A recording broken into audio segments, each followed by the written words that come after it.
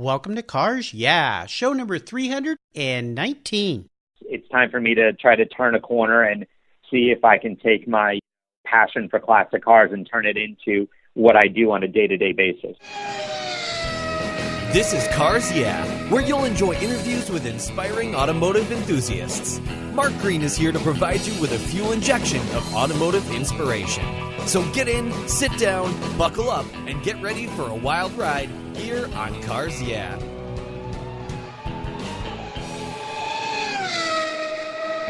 Do you know the best way to protect your vehicle, both the exterior and interior, is with a car cover? I've been using Covercraft car covers since 1975. It's a fast, easy, and inexpensive way to keep your vehicle looking new. 2015 marks Covercraft's 50th anniversary.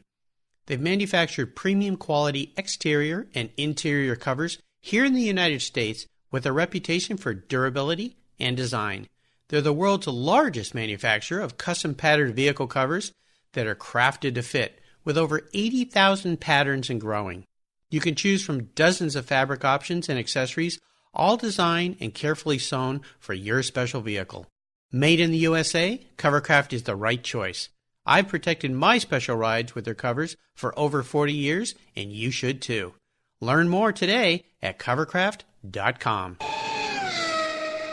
Hello, automotive enthusiasts. I'm revved up and so excited to introduce today's very special guest, Peter Zawadzki. Peter, are you buckled up and ready for a fun ride? I guess it all depends on the car that we're in. Great answer. Well, we'll be in any car that classics and exotics can make available to us. How's that? Sounds good. Peter Zawadzki is the founder and CEO of Classic Exotics. Operating in Massachusetts, he brings a new and unique sharing economy into the car enthusiast garage. Classic and exotic cars enthusiasts can now offset their car ownership experience and cost by renting their cars to pre-screened, highly qualified renters. Whether a person is looking for a 1956 Bel Air for a night out on the town or a 1979 Ferrari 308 for a drive down the coast, Classics and Exotics connects owners with renters and is free to join with no costly membership fees. Peter's ultimate goal is to introduce a new generation of enthusiasts into the joy of classic and exotic car ownership. Very, very cool, unique idea. I can't wait to learn more about this. And at the end of the show, you're going to learn about a special offer that Peter's going to give the Cars Yeah listeners if they sign up. So stay tuned for that. Peter, I've told our listeners just a little bit about you. Would you take a moment and share a little bit more about your history, your business, and your passion for automobiles? Sure. Thanks a lot, Mark, for having me on. You're welcome. So we have Classics and Exotics. This is an idea that really came about just about a year or so ago with me and my business partner, Michael Sakis. We are both diehard automotive enthusiasts. I actually have two great classic cars. I have a 58 MGA, which I'm a proud owner of and drive on and tinker with all myself. And just recently, about a year or so ago, I also purchased an 84 Ferrari 308 and have been fortunate enough to be able to see that car, appreciate over time. But at the same time, while my cars are sitting in my garage at home, sitting and looking at them and thinking, well, I don't use them that often. How can I start, making these cars work for me? Can I use these cars to make some revenue? Looking at other websites that were out there, there's Airbnb. If you own a vacation home or some type of property, you can rent it out to renters. There's other car sharing websites out there that allow you to rent out your Ford F-150 or your Corolla or whatever it may be to other people that may need that type of vehicle. Is there a website or is there a platform available for people to rent out their classic and exotic cars? And there wasn't. And I thought that was definitely something that was lacking and something that needed to be addressed. So that's where the idea kind of came up from, and we started and we're getting ready to launch our website. And it's very unique. We allow classic exotic car owners the ability to make their cars start working for them, rent them out to other auto enthusiasts. They can charge however much they want. They can limit the rental. And to make sure that every single car is safe on our platform, we go above and beyond. Not only do we insure every single rental with $1 million of liability, but we also cover each car for the full replacement value because God forbid if something does happen, we want to make sure that, that owner is made whole. Sure. We also do roadside service and support. We've teamed up with Hagerty, who is the largest classic car insurer in the world, and we're using their roadside service for every single car on our platform, which has been fantastic partnership for us. And we also do a full background check on the renter. So we not only do a driving records check to make sure that, they haven't had any major violations, that they're a safe driver. We also do a full criminal background check, and we do a full identity check. We want to make sure that these cars are being treated the way they should be treated. And we also track every single rental. So we track, the top speed of the vehicle, GPS location, and everything else to create this really safe network of auto enthusiasts that want to be able to rent these cars and the people that own these cars to be able to make money and help offset their cars. Very cool. Yeah, we've been very fortunate, and we're happy with what we're doing. Well, this is so unique and so cool in my mind in so many ways. It's like the Airbnb you mentioned. This is something completely different to the market, and with all the things that you can provide from a safety standpoint for the car owner and the person renting the car, I would assume too. They want to make sure they're renting some car, a vehicle that's safe for them, that's maintained and so forth. I think it's a wonderful marriage. And of course, Hagerty, we've had McKeel Hagerty on the show here. Wonderful company. They've insured my collector cars over the years as well. I think this is really innovative and different, and that's why I wanted to have you on the show. As we continue on your journey, I always like to start by asking my guests for a success quote. It's some kind of a quote or a saying that's been instrumental and meaningful for you, and it's a great way to get the inspirational tires turning here on Cars Yeah. So, Peter, take the wheel. You know what, and I'm sure you've probably heard this one tons of times, but it's the one that really does work out the best. It's do what you love, and it's actually not a job. Yes, yeah, the Henry Ford quote, yes.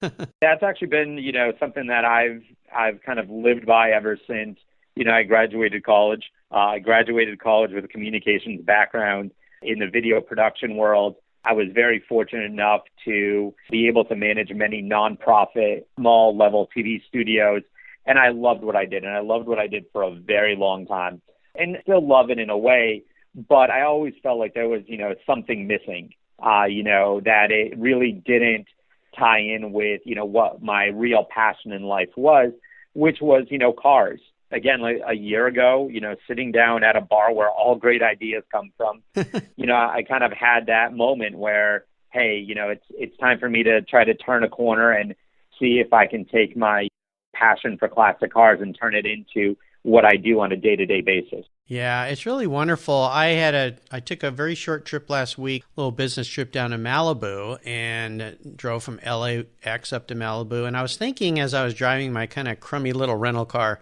gosh, this would be so cool driving up the coast in something cool like the car I have at home. Where were you then, Peter? Where were you then? But next time I'll contact you and have a little fun, put the top down and drive something cool up the Pacific Coast Highway. Would you share a story with us that instigated your passion for cars? I'd love for you to tell us about that pivotal moment as you remember it, when you really knew you were a car guy. I think it started when I was 14 years old and I bought my first car. I bought a 1970 GTO from a family friend 2 years before I had my driver's license. And I'll be honest with you, I drove that well before I had my driver's license. We won't tell mom or dad about that. Well, you know what? Mom and dad were the ones that encouraged it. Oh. I grew up in, I was first generation in the U.S. My parents were right off the boat from Poland. And the whole concept of waiting till you're 16 to be able to drive a car, when they grew up in, farmlands and people were driving when they were 10 years old because they had to, that was kind of instilled to me very young, not necessarily the proper way. But, I think it was really getting introduced to cars and being put behind the wheel at such a young age and buying a car of that vintage as my first vehicle, rebuilding the motor and doing all the body work on the vehicle, getting it up and running. So I think right around that age, I really had my passion for cars. And ever since then, I've always found, even through college when, I'm scraping together money to pay for tuition and eating ramen noodles, I always had a way to be able to have a classic car. So, and I always have. Very cool. Ramen noodles. Yes, those noodles got me through college as well. So I remember them well. I can't walk past them now without kind of cringing when I'm at Costco. But very cool, a GTO at 14. That is awesome. What I'd love to do now, Peter, is look at some of the roads you've driven down and crawl into the hood and get our hands a little dirty and ask you to share with me a huge challenge or even a great failure that you faced along the way in your career. But the most important part of this has to do with how did you overcome that and what did you learn from it? I think the biggest challenge I had was a couple of years ago. It actually started off as something very positive for myself, and then it kind of went downhill. And that really was my wife and I just had our first son, and we had decided to move away from where we were living at the time. We were living right in Metro Boston, and I was working downtown. And we decided to move further outside of the city to provide a different lifestyle for our son. And so we moved about 75 miles away from downtown, and I was commuting on a daily basis, 75 miles each way to the office. And for the first couple of years, I absolutely enjoyed it. I loved our house. I enjoyed where we lived. And it was worth it at the end of the day to be able to come home to my house and, spend the weekends there. But eventually, it took a toll on me. Even though I enjoyed what I did and I, loved the field I was in, I think the commute along with the stresses of the job really kind of impacted what I was bringing to the table every single day. And I think I fell out of love with the job and I fell out of love with the company I was at. I ended up splitting ways with that company and found myself living out on Cape Cod, an hour outside of the city, an hour outside of any real meaningful job prospects, and trying to reevaluate what I really wanted to do. Mm-hmm. And that's kind of where this came into being, sitting there with a very close friend of mine who is the co-founder, Michael Sakis, talking about, and he was kind of in a similar place in his life where he was trying to figure out, did he want to stay in the company, which he just spent the last 8 years at, or if he wanted to migrate to something different and new. And, we kind of looked at that as a great opportunity for us to not only do something for ourselves, but also to do something for the greater Cape Cod community, which is to bring a tech startup into an area where you usually wouldn't see a tech startup and see if we can actually eventually bring some job growth to the area in which we live. And that would kind of be our ultimate goal, to not only become a successful company where we've introduced an entirely new generation of classic car owners into the hobby and get more owners really communicating and sharing, but also to be able to create a company that can provide several jobs to the greater Cape Cod community. That was kind of the big, challenge to overcome, and luckily enough, we did it. Well, that's one of the other reasons I wanted to have you on the show, not only the uniqueness of the business that you're creating, but you did a classic career pivot. And when I created Cars Yeah, the goal was to inspire other people who love cars, love automobiles, but aren't working in that field, but wish they were. So they can listen to stories from people like you that, it is possible at any point along the way in your life. I've had guests as young as 16 on the show and as old as 91 on the show. And in many cases, all of them decided to make some move in their life to get involved with automobiles. And I really commend you for doing that. Plus the idea of bringing tech to an area where it wasn't really thought of being a tech area, because now the world is flat. It's connected. I mean, we can do tech, we can do business anywhere. It's really unique. Yeah, really unique and cool. So great story. Thank you for sharing that. Let's shift gears here, Peter, and go to the other end of the spectrum. I'd love for you to share that aha moment in your career. It's one of those times when the headlights come on and illuminated your way for that new idea that you had. And tell us the steps you took to turn that aha moment into a success. Well, honestly, the aha moment is me and my business partner, sitting at that bar talking about what's the next move that we want to make. How do we want to take what we both have as a passion, which is cars, and kind of take it to the next level. Ironically enough, me and my co-founder, we actually met online on an automotive forum. Oh, cool. He is actually he's a Ferrari 308 owner. He owns an 83. I own an 84. And my screen name on the forum was, Cape 308. One day I randomly get a message and it goes, hey, I'm Mike. I live on Cape Cod. I'm wondering if you live on Cape Cod as well. Come to find out, we lived about a mile away from each other. Oh gosh. We had a lot in common, and we became very good friends. And we came up with this idea. And when we realized that we were, really onto something, and kind of that aha moment was when we actually started going to car shows. And I remember the actual exact aha moment is we went to one car show. It's hosted out in Massachusetts at Gillette Stadium where the Patriots play. It's actually a pretty large show. They have hundreds of cars showing up.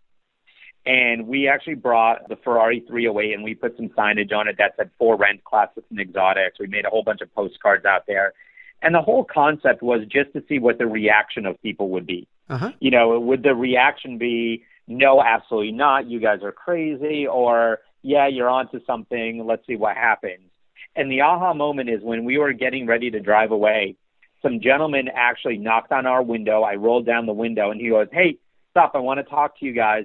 I actually have 3 cars I would love to list with you guys right away. Oh, cool. And that was our aha moment. Like, okay, wait a minute, we're onto something. If people are actually, knocking on our window to say that they want to list some cars to make some money on their cars, we're here. We're doing something right. We know that not everybody's going to list their car. We know that this isn't for every single automotive person out there. But at the same time, there's enough people out there that have these vehicles that either want to capitalize on them. Maybe it's a guy who has 2 or 3 vintage muscle cars, and he's obviously got his baby and his favorite car, and he doesn't want that rented out to anybody. But at the same time, he's got 2 others at home. Maybe one of them needs a new interior, a new carburetor, a new exhaust system, and he doesn't want to, and he can't justify spending that additional money on that vehicle. What if he rented it out a couple times over the summertime? Now, all of a sudden, he has that money to upgrade the vehicle. Sure. Maybe it's somebody that wants to buy another vehicle, add to their collection, and they can't justify that expense. This is a great way for them to be able to justify that expense. I mean, if they rent their car out, let's say even 10, 12 times a year, they could make up to a 10% return on investment on the purchase of that vehicle. So all of a sudden, it really does change the way you look at renting out a car. And even if you don't want to rent it out to somebody to drive, we also give the owner of the vehicle the ability to rent out their car for non-driving rentals. And what I mean by that is maybe there's a convention in town and there's a company looking for a car to spice up their booth. Mm-hmm. Maybe there's a film in town and they're looking for a collection of certain types of vehicles, or even a calendar or a photo shoot.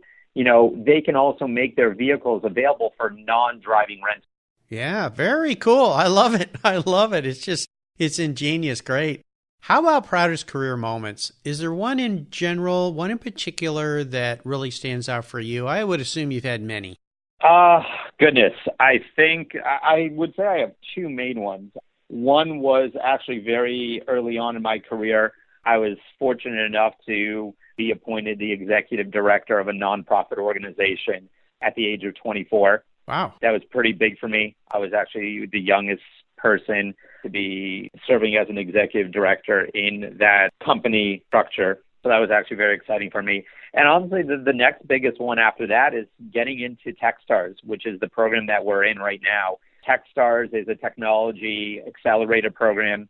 It's one of the top technology accelerator programs in the entire world. Program that we're in, 1,000 companies apply, and only 10 companies get into the program. And we're fortunate enough to be one of those 10 companies. The corporate sponsors behind the program we're in are companies such as Ford, Verizon, Dana, Magna, Munich Re. So it's great to have the support of not only Techstars and the huge mentorship program that they have, but also, all the corporate sponsors that we get to work with on a day-to-day basis. You're the second guest I've had on recently who's involved with Techstars. Motoroso, the company that is fairly new, is involved with the same organization. So that's great to hear. That's awesome. Congratulations, because they are picky who they accept. So you're on a rocket ride to success there. That's great. Let's have a little bit of fun here. What was your first really special vehicle? I know you talked about that GTO, but your first really special car, and if you could share a memory you have with that vehicle. It's got to be a 79 MGB that I had while I was in college. It's not necessarily the car I wanted at the time. It was the car that I could afford at the time. But it meant a lot to me because it was also the first car, or the first classic car that I got as an adult. or I guess if you call early 20s being an adult. But getting that car for myself, working on it myself, I remember one of the great stories about that car is I decided to do a full engine rebuild on that in my early 20s. And at the time, I was living in a small apartment in one of the Boston suburbs. I was fortunate enough to be on a first-floor apartment that had a walk-in basement, and I had access to the basement. And I wanted to work on the engine in my basement of this apartment I had.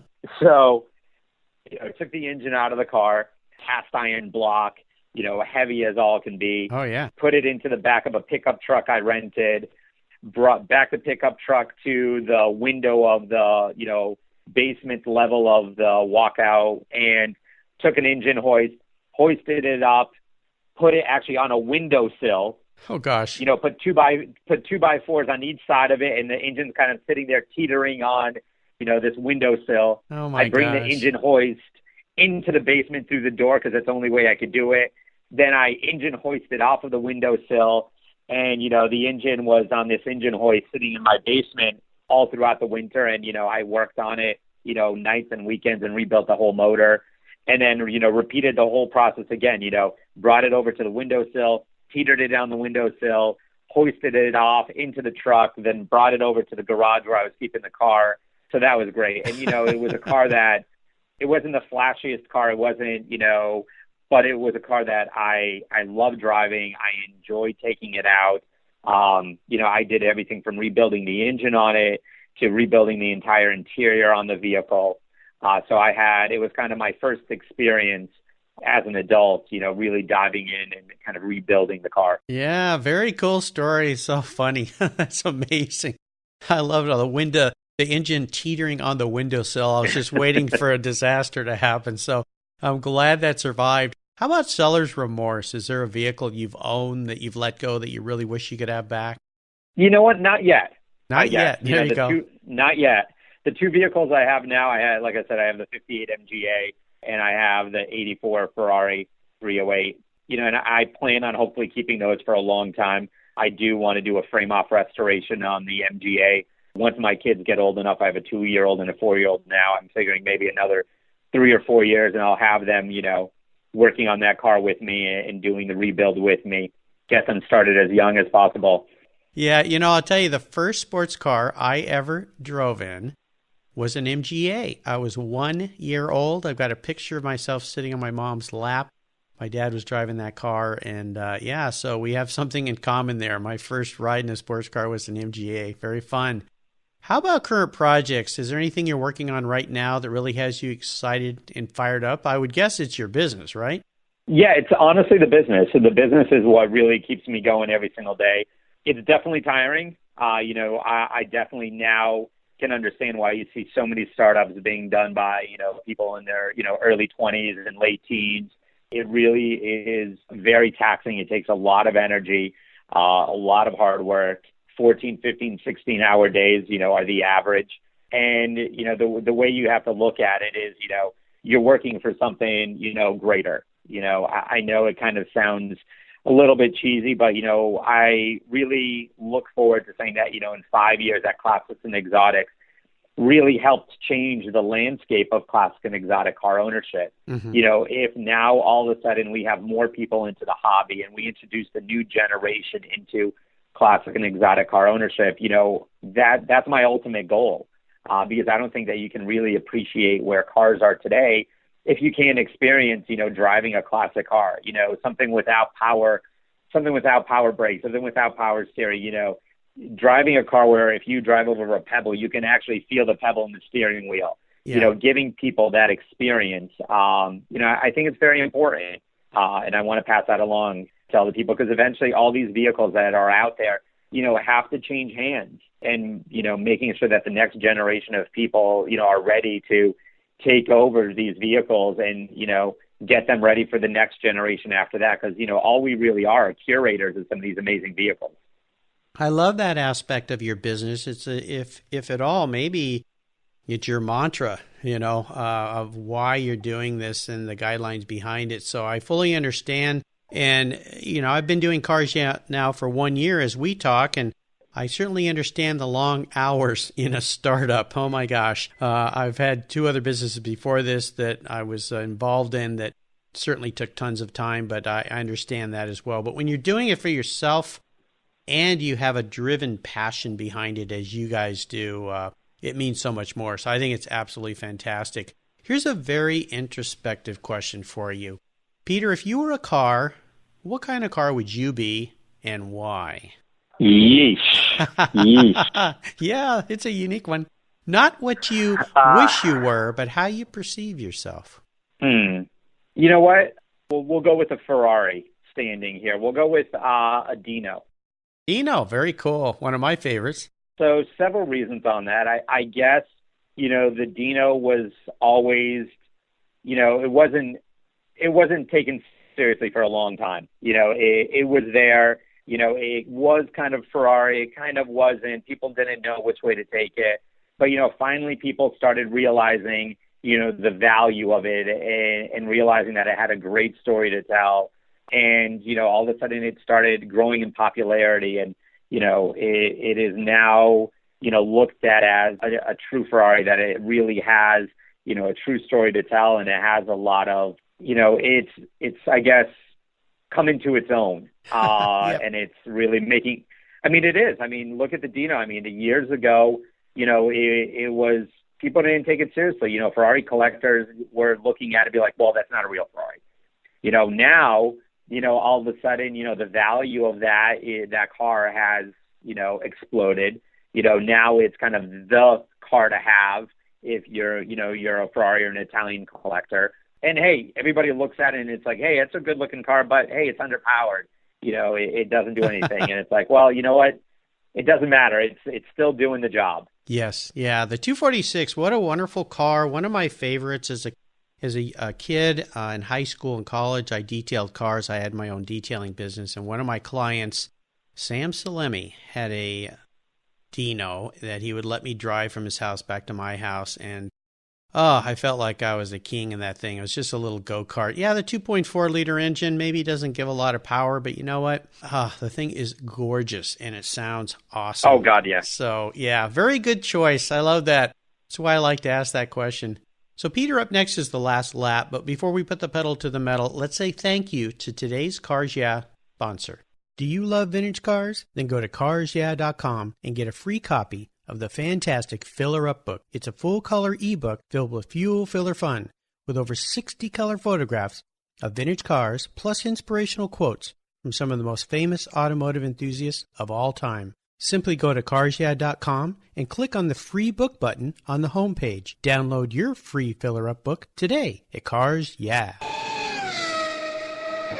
Have you turned your key and heard that dreaded tick, tick, tick, tick because of a dead battery? No worries. I've got the Naoko Genius Boost Jump Starter. This compact tool fits in your glove box and features rechargeable lithium battery technology that will start a dead battery in your car, boat, truck, or RV. It packs a whopping 12-volt, 400 amp starting power and can start up to 20 dead batteries on a single charge. Plus, it has built-in spark-proof technology with reverse polarity protection to safely jumpstart your vehicle. The compact, ergonomically designed clamps are solid copper for maximum conductivity, and there's a built-in ultra-bright dual LED flashlight with 7 modes, including an SOS emergency strobe. It's easily rechargeable with a USB outlet, and you can charge your smartphone or tablet while you're on the road. Works on any 12-volt lead-acid battery. The Genius Boost from Naoko is the ultimate emergency tool that's safe and easy to use. Quality design, state-of-the-art technology from Naoko, your battery care source since 1914. Get yours at geniuschargers.com.